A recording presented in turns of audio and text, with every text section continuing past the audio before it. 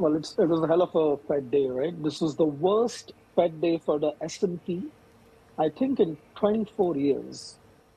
In December 17th, liquidity is poor. Most people are expecting a melt up in the equity market, and then this. I think part of the problem, Sam, was the inconsistency in what the Fed's been doing. So they start 2 meetings ago with a 50 basis point cut that surprised markets.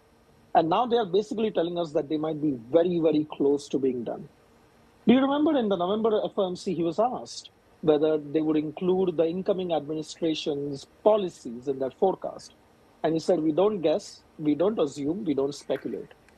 And yesterday, he went back on all of that. He was like, yeah, some members are probably pushing up inflation because they are expecting tariffs. So as a Fed watcher, it becomes very hard there's been a series of flip-flops here. Now, having said that, I personally think that the message is probably a bit too hawkish in the near term.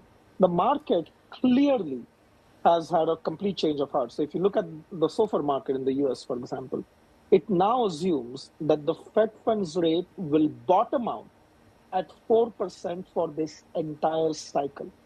30, 35 basis points lower. Not even 2 rate cuts. You're talking forget 2 rate cuts in 25, forget 2 rate cuts in 26. They are saying, the markets collectively are saying 30 to 35 basis points is it. I think that is probably too pessimistic.